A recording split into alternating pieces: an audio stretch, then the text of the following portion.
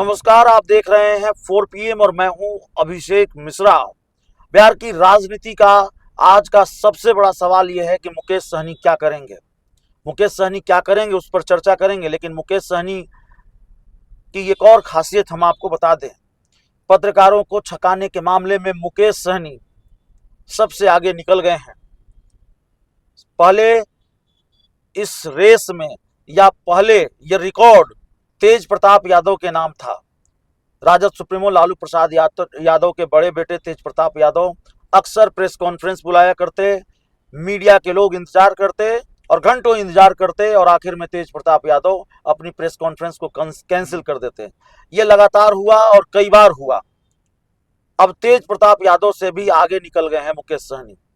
मुकेश सहनी ने आज press conference बुलाई। दोपहर 12 बजे ये प्रेस कॉन्फ्रेंस होनी थी और ये अंदेशा था कि मुकेश सहनी नाराज हैं, क्योंकि कल देर रात तक इंडिया गठबंधन की जो बैठक चली उस बैठक में मुकेश सहनी शामिल नहीं हुए। और कांग्रेस के नेताओं से जब ये पूछा गया या इंडिया गठबंधन की इस बैठक में शामिल इंडिया गठबंधन के नेताओं से पूछा गया कि भाई मुकेश सहनी क्यों नदारत है इस बैठक से, मुकेश सहनी क्यों शामिल नहीं हुए इस बैठक में, तो कोई माकूल जवाब इंडिया गठबंधन के नेताओं के पास नहीं था। तो जाहिर है वहां से ये अंदेशा और मजबूत हुआ कि मुकेश सहनी की नाराजगी ऐसा लगता है और बढ़ गई है।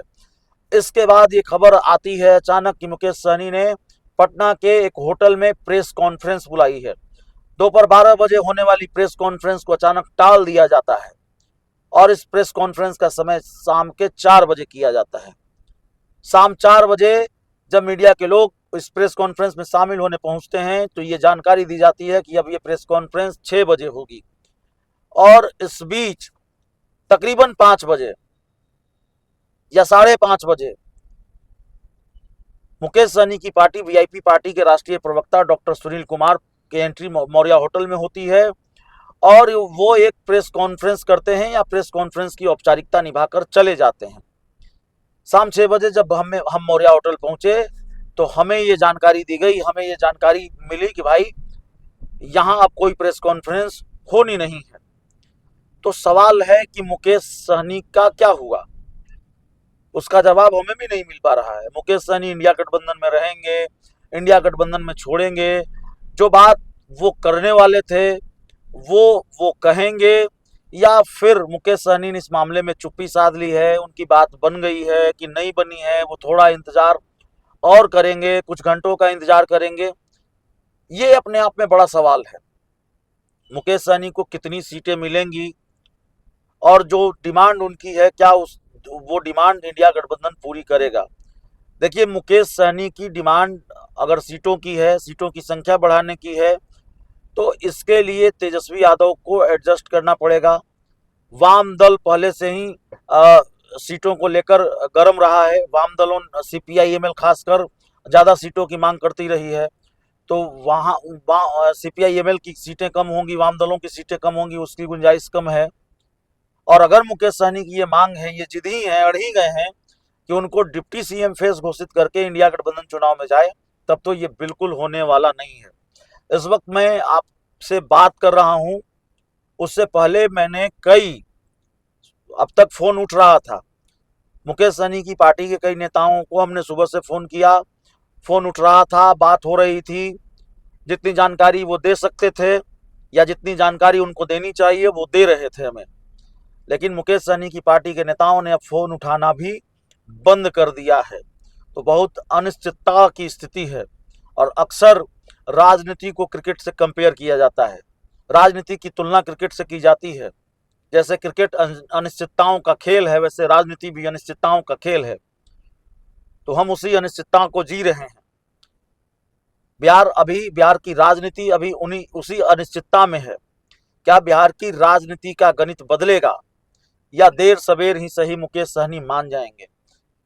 और देर शब्द सही नहीं है, क्योंकि देर हो चुकी है। कल पहले चरण के नामांकन की आखिरी तारीख है, तो जाहिर है हर हाल में आज फैसला हो जाना है। आज फैसले का दिन है, फैसले की घड़ी है। शाम को फैसला नहीं हुआ तो रात को होना है, आधी रात को होना है। और कहते हैं ना, यही रात अंतिम, यही रात भारी। इंडिया गठबंधन के एक दूसरे बड़े नेता से बात हुई, एक महत्वपूर्ण नेता से बात हुई थोड़ी देर पहले। उन्होंने बताया कि आज भी तेजस्वी यादव के आवास पर इंडिया गठबंधन की बैठक चल सकती है और अलग अलग जगहों पर, कई स्तरों पर ये बैठकें दिन भर चलती भी रही हैं, क्योंकि वाकई आज फैसले की घड़ी है, आज फैसले का दिन है। तो कांग्रेस और आरजेडी को लेकर कोई बड़ा सवाल नहीं है। कांग्रेस में जिनको टिकट नहीं मिला वो नाराज हैं और कांग्रेस ने अपने कई उम्मीदवार फाइनल किए, उनको सिंबल थमा दिया।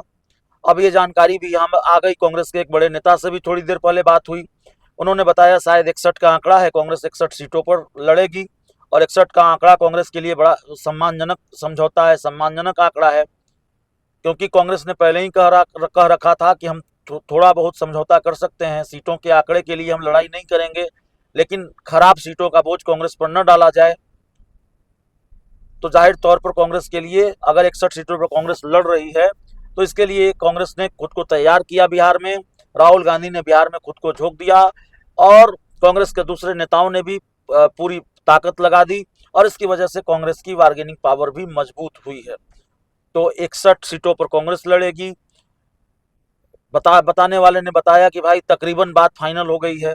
आंकड़ों को लेकर तो बात फाइनल थी, सीटों को लेकर कहीं पेच फंसा हुआ था, वो भी तकरीबन फाइनल है। कल की बैठक के बाद मामला कहीं अटका हुआ है तो मुकेश सहनी का अटका हुआ है।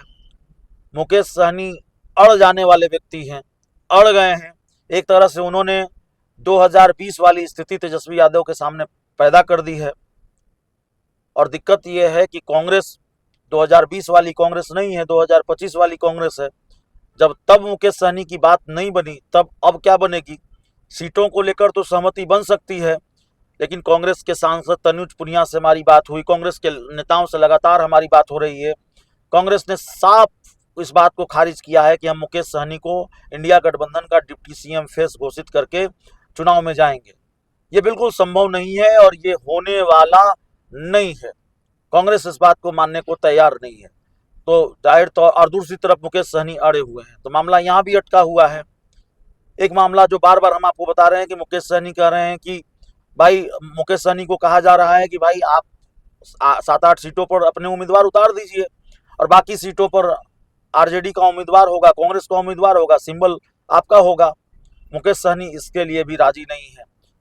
तो देखना है, अब से कुछ घंटे बहुत महत्वपूर्ण है। रात के 10 बजे हो, 11 बजे हो, 12 बजे हो, आज फैसला किसी भी हाल में होना है। सभी 243 सीटों को लेकर इंडिया गठबंधन में फैसले सामने आते हैं कि नहीं आते हैं, और आने ही हैं, उस पर हमारी निगाहें टिकी हुई होंगी और राजनीति के हर दिग्गज नेताओं के दरवाजे पर हमारी दस्तक होगी। जहां जो बिहार का जो सरकारी बंगला इस वक्त सियासत का केंद्र बना हुआ है, हमारी नज़र उस बंगले पर है, हमारी पहुंच उस बंगले तक है और वहां से हम आपको खबरें दिखाने की कोशिश करेंगे। चाहे वो लालू यादव का बंगला हो, चाहे वो तेजस्वी यादव का बंगला हो। लालू यादव के बंगले पर नेताओं और समर्थकों का हुजूम जुट रहा है, सिंबल बांटे जा रहे हैं। तेजस्वी यादव के बंगले पर आधी आधी रात तक इंडिया गठबंधन की बैठकें चल रही हैं। दूसरी तरफ कांग्रेस के विधायक दल के नेता हैं शकील अहमद, वहां भी काफी सक्रियता है कांग्रेस के नेताओं और कार्यकर्ताओं की, सिंबल भी बांटे जा रहे हैं और नाराज नेताओं का जमावड़ा भी वहां लग रहा है, विक्षुब्ध नेताओं का जमावड़ा भी, कार्यकर्ताओं का जमावड़ा भी वहां लग रहा है। तो एक एक तस्वीर से हम आपको अवगत कराएंगे। फिलहाल जो सवाल आपके मन में है, उस सवाल का जवाब हमें भी नहीं मिल पा रहा है कि मुकेश सहनी क्या करेंगे, लेकिन जाहिर है जो सच होगा और इस सवाल का जवाब देना हमारी जिम्मेवारी है, तो हम इस सवाल का जवाब ढूंढने की कोशिश करते हैं कि मुकेश सहनी क्या करने वाले हैं, क्या फैसला लेने वाले हैं। और हमने आपको बताया कि थोड़ी दिक्कत आ रही है, मुकेश सहनी की पार्टी के नेताओं ने फ़ोन उठाने बंद कर दिए हैं, बातचीत का रास्ता बंद कर दिया है। तो देखना होगा क्या फैसला लेते हैं, कुछ घंटों का इंतजार है। पूरी रिपोर्ट में इतना ही। बहुत बहुत धन्यवाद।